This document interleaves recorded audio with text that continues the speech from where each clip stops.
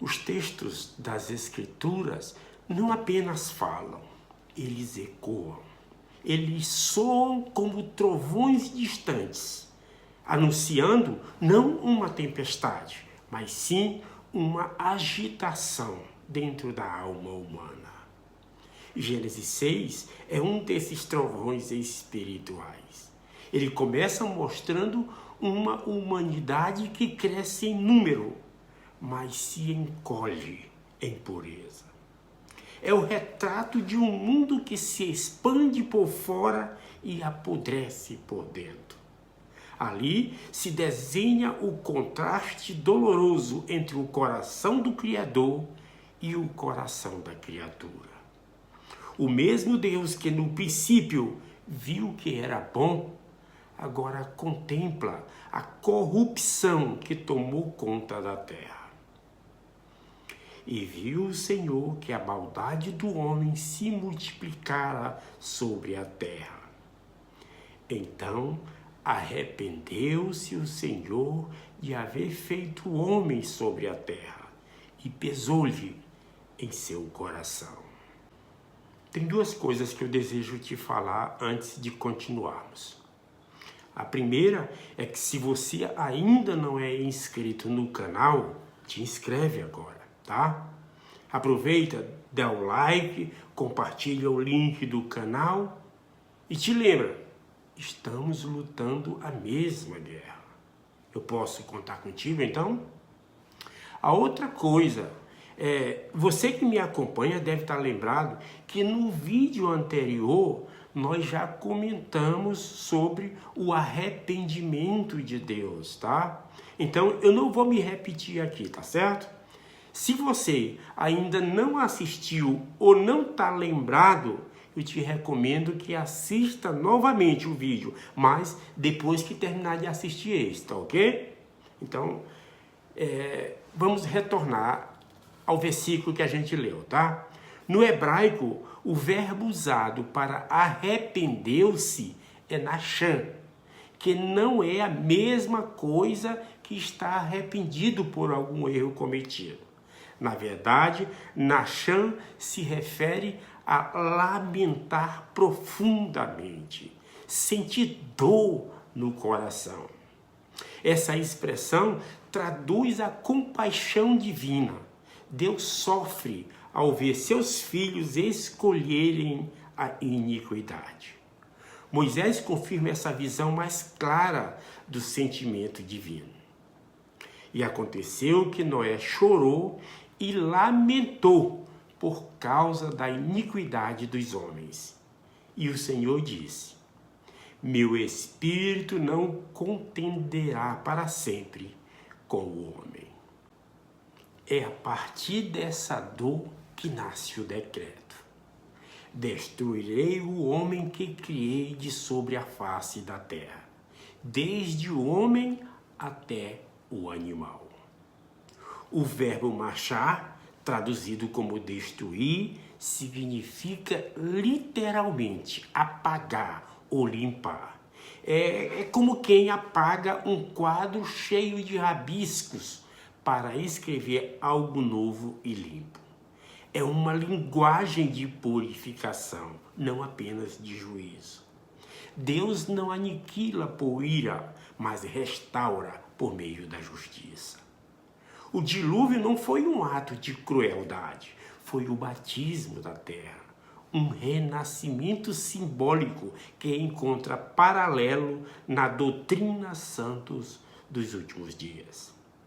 Joseph Smith ensinou que a terra passou por 3 ordenanças simbólicas. A primeira foi o batismo, o dilúvio. A segunda, a santificação, o fogo dos últimos dias. E terceira, a glorificação, a sua transfiguração futura. A terra, como alma viva, também precisa ser purificada da iniquidade que nela habitava. Assim, o dilúvio surge como um ato de misericórdia, não apenas de julgamento.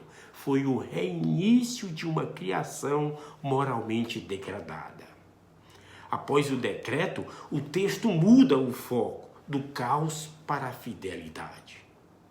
Noé, porém, achou graça aos olhos do Senhor. Observe isso.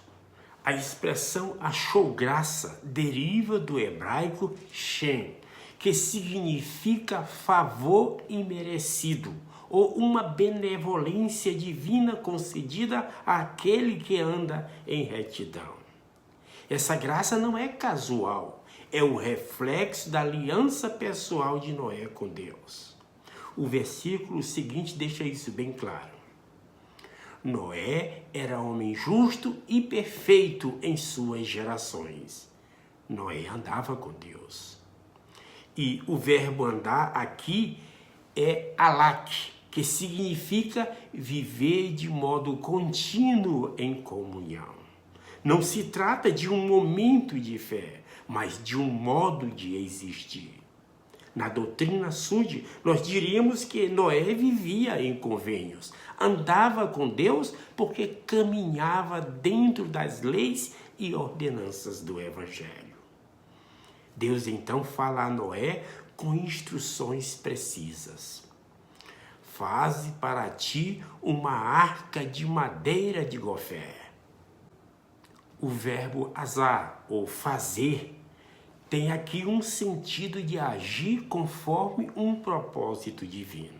Deus não apenas dá ordens, ele convida Noé a participar do seu plano de redenção. O símbolo da arca transcende a madeira e o alcatrão. É o refúgio do convênio, o templo flutuante, onde a obediência é a madeira e a fé, o alcatrão que sela. Em Moisés 7, 42 e 43, nós vemos o mesmo padrão de salvação pela obediência, quando o Senhor ergue Sião e a retira da terra antes da destruição. Assim também, Noé e sua família foram selados para a preservação, pois em tua semente serão abençoadas todas as famílias da terra. O paralelo aqui é claro. Tanto a arca quanto Sião são expressões de salvação coletiva pela retidão individual. O mesmo padrão se repete nos últimos dias, quando o Senhor promete preservar os justos em meio às tempestades espirituais. Noé não apenas ouviu, ele obedeceu. Assim fez Noé, conforme a tudo o que Deus lhe mandou. Assim o fez. O verbo hebraico savá, ou seja, mandar, e o verbo azar, fazer, formam aqui uma simetria poderosa. Deus ordena, o homem cumpre. É o eco do princípio de obediência, que em doutrina e convênios é declarado como a primeira lei do céu. Essa relação entre mandamento e ação revela o coração do Evangelho. A fé sem obras é morta. Noé viveu a fé ativa, a que se move, mesmo quando o sol ainda brilha, confiando na chuva que virá. É o tipo de fé que constrói arcas antes das nuvens e ergue altares depois da tempestade. O relato do dilúvio não é somente o registro de algo que aconteceu há muito, muito tempo. É profecia viva. Nos dias de Noé, o Senhor preparou uma arca física. Nos últimos dias, ele oferece uma arca espiritual. A Igreja de Jesus Cristo dos Santos dos últimos dias. Assim como Noé reuniu sua família e os que acreditaram, hoje o Senhor convida seu povo a entrar na segurança de seus convênios. O elder Robert D. Hales ensinou: a arca de Noé hoje é o templo, a casa do Senhor. É lá que encontramos segurança espiritual para enfrentar as inundações do mundo. O mesmo Deus que lamentou a corrupção antiga, hoje nos chama ao arrependimento com ternura e paciência, oferecendo-nos não destruição, mas renovação. E tal como a terra emergiu da água para um novo começo, também nós, renascidos pela água e pelo Espírito, somos convidados a recomeçar com o Senhor, purificados, preservados e preparados para o arco-íris da aliança eterna. Chegamos ao final. E eu vou ter que falar agora, naquele momento que um amigo meu disse que as coisas que ele não gosta nos canais do YouTube é esse momento em que a gente pede like, pede para as pessoas se inscreverem, para compartilhar o link, para fazer um comentário. Mas tu sabe o que é interessante? No caso do meu canal, do nosso canal, 60% a 70% das pessoas que me assistem não são inscritos. E quase que, não sei, essa mesma totalidade, 80 pessoas talvez, deixam dos que assistem, não dão like, ou não sei, um dislike, não comentam, não fazem nada. É por isso que a gente pede, é importante que você faça essas coisas. Te inscreve. Eu estava observando agora há pouco no YouTube, eu estava conferindo canais de pessoas que combatem o Evangelho de Jesus Cristo, declaradamente e assumidamente combatem.